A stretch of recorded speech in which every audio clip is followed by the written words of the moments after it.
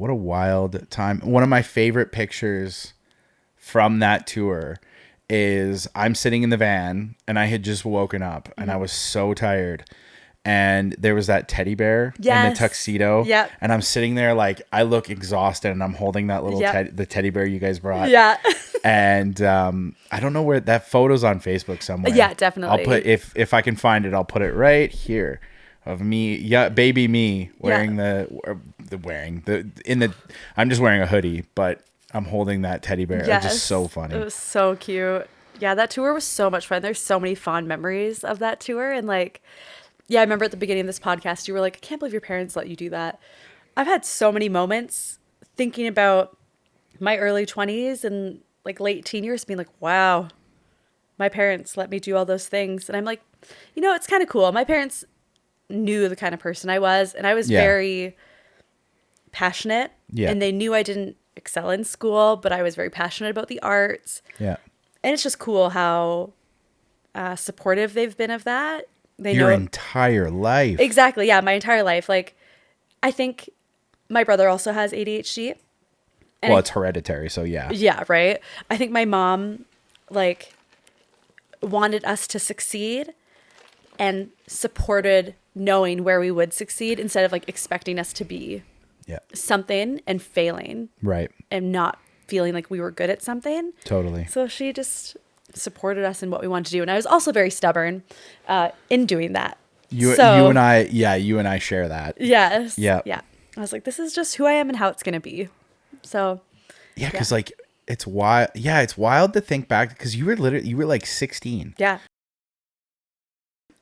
The other girl that came with us, you were 16. Yep. And it was like, yep, mom and dad, we're gonna hop in this van with there was what 5 of us? Yeah. 5 guys. Yep. Yeah, we're just gonna hop in this van with 5 guys and go travel across the country. Yep. I mean, granted, we only went to Winnipeg, but that's still like it was like Western Canada. And yeah. That is wild. I know. Because, and I mean, I don't fully remember everything that happened like on the tour, but I remember like there was a one night we were at like some gas station and some dude, like some really drunk guy came over the van and like made me feel uncomfortable. I don't know if you remember that. We were at like some gas station. I think we were getting Subway or something at the gas station. Like some, I remember Winnipeg was like super sketchy. Yeah. Do you remember the house we stayed at? No. You don't? No, I must have just like blocked it out. I was like, oh my God. So the neighborhood that we stayed in Winnipeg was like, I can't believe you don't remember this. We stayed at a really sketchy I slept in the van. Because that was a house show, wasn't it? No. Oh, it wasn't? No, Winnipeg was the church show. Oh. Yeah, we played that big church. Okay. You don't remember that? I'm gonna have to go through the photos. That was also where we met the boys from like Set Anchors and Fall City Fall because they were already on tour, right? So they met us in Winnipeg and then we played that. So if you remember, we had known Lee for like all of 5 minutes and he was already like lounging all over our stuff. Oh my gosh. And there's that picture of him like laying in our van like this. Yeah. And we had known him for like literally like 5 minutes. Yeah. And we were like, this dude's awesome. Yeah. And then like I still follow like most of them on Insta and Facebook and stuff like that. And it's funny, like they're all so different. Yeah. They're all so different now. As compared to like who they were in the band and stuff. But anyway, the first show was the church show in Winnipeg. Oh my gosh. And then we stayed at, oh my God, whose house I can't remember whose house it was, but it was like, we stayed at like that. It was like a band dude's house that they were like renting and everybody just kind of slept in the living room. And then I think I slept in the van and like, I think 2 of us slept in the van because we were like so worried that it was going to get like broken into. And like all of our gear and stuff stolen because like literally like it was like a sketchy neighborhood. And then we where did we go? We went from Winnipeg to somewhere in Saskatchewan. I can't remember if it was like Regina or Moose Jaw.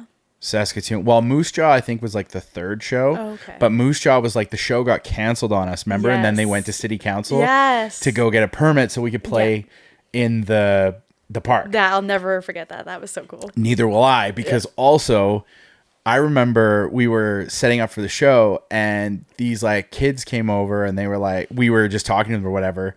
And we knew that the Holly Springs disaster guys lived in Moose Jaw at the time. And I actually, I talked about this with Mike Fro on, because I did a live stream with Mike Fro like 2 years ago. No, a year ago. Yeah. Because I asked him, it was a different podcast at the time. I actually want to ask him to come and be on this show too. But yeah, I wound up like talking to Mike Fro about this. So these kids showed up in Moose Jaw and they were like, yeah, we know where the Holly Springs Disaster House is. And I was like, cool, take me there now. Ivy, I don't know what possessed me because I'm not that person. Yeah. Like, I'm not like, oh yeah, take me. But like, I was like, take me there. Like, I want to go. So we go to, I call it the Holly Springs Disaster House because that's literally what it was. And I think we go there and I want to say it was like the bass player and maybe one other guy in the band are like at their house and they're just like smoking weed. They were just like getting high and watching, because it was summertime. They were watching an old Stanley Cup final playoff game on TV, right? So we go there and it was like, you know, they were like, I was like, yeah, okay, I'll smoke a bowl. I get really fucking high with the Holly Springs Disaster guys. Oh, also on their wall is this giant banner from the Gateway at Sate. Do you remember the Gateway? Yes. They did all those banners. Yes. Those like really nice vinyl banners for like shows they were doing. So they had the really nice Saskatchewan like green and yellow one that they made. Yeah. That was hanging up at Sate for like ever. They had it on their wall. Oh my gosh. In this like townhouse, and I was like, oh man, I was like, oh shit, I was like, I went to Sate and like I was at that show. Yeah. And there he was like, cool. Like it was like he was very much like, why are these people in my house? I don't understand what's happening. But also he was like, I'm just like high watching hockey. Yeah. Like, so then I'm absolutely ripped out of my fucking head. These kids drive me back to the park, and I think I was like, oh shit, I have to get back because we have a show to play. Yeah. I think I got back. I wasn't there for soundtrack or anything. Yes.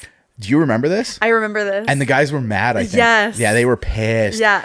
And so I show up and they're like, where the fuck were you? And I was like, I don't know what planet I'm on right now. Yeah. I'm so... I don't know where I've been. No, literally, I was like, I don't know what fuck. And I just remember we like...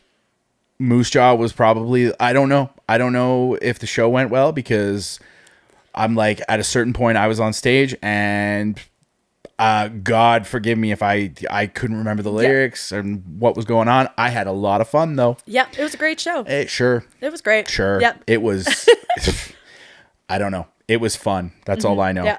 And then from there, I remember the best show.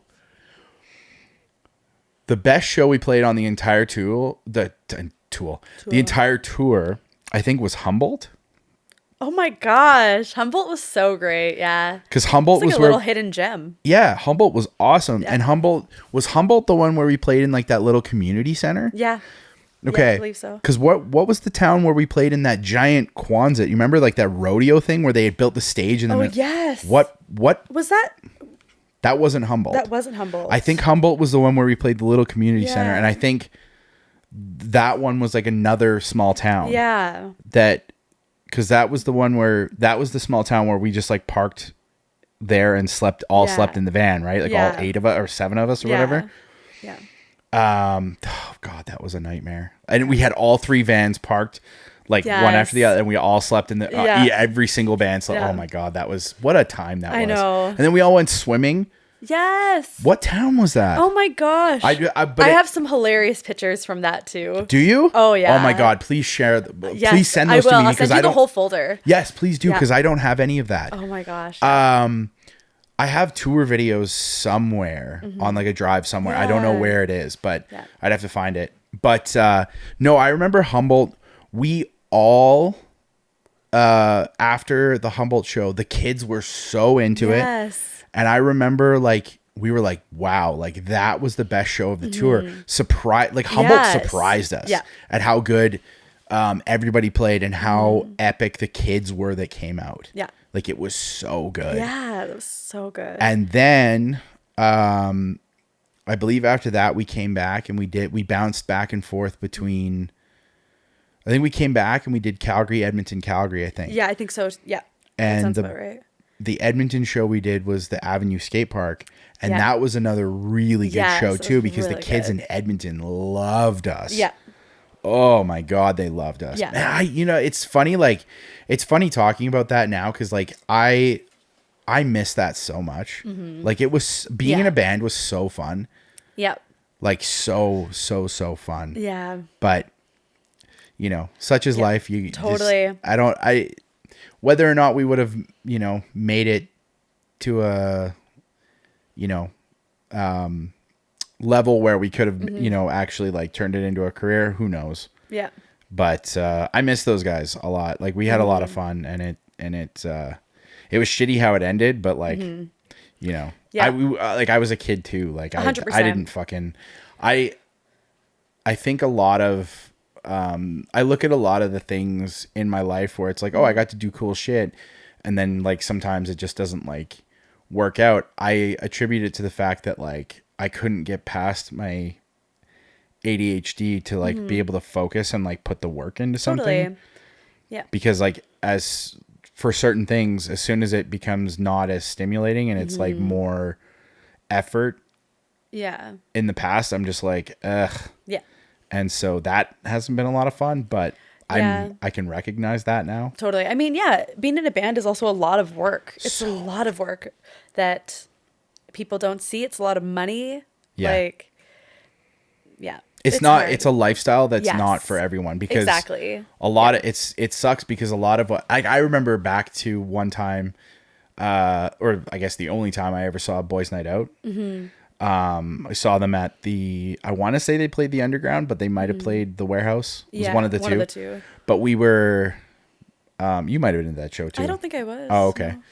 No. But we like ended up like, hanging out and like talking to the guys afterwards. And I mean, obviously Trainwreck was an absolute like powerhouse album in Canada, right? So when you're that young, you kind of look at them as like, oh shit, these guys are like famous. Yeah. Therefore they must be like uber rich, and like, you know what I mean? Like you equate that level of like, I guess in our bubble, we're like, they're like super famous to us, right? Yeah.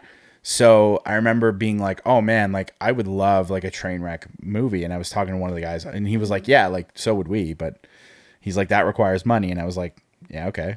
You have that, don't you? Yeah, exactly. Yeah. Like being that young, I'm like Totally. 13, 14, 15, right? So I'm just like, yeah, like, you guys are famous musicians. Like find the money, like get the money. Totally. Make the movie. Yeah.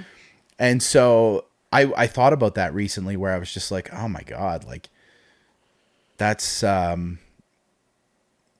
it's not even really like a diluted world vision, but it's just kind of this like, you don't really have any concept of, and people still don't, right? Like people, there's like famous actors out there that like, live paycheck to paycheck. Totally. But their name. Yeah. And they don't have as much, just because they're on TV doesn't mean they have, Totally. millions and millions of dollars. Yeah. So Yeah. Yeah, lots of artists and musicians and anyone who does anything creative. It's like people don't see the money that it takes to invest in the things behind it, or the amount of hours spent. Like, even with this, I was gonna say, this took a lot of money to put together to make like, the production value look good, and then all the equipment and stuff like that. It takes a lot of money, right? And then you break it down, and it's like you barely make minimum wage doing things like this. When you calculate the hours that you put into editing, the time of us being here,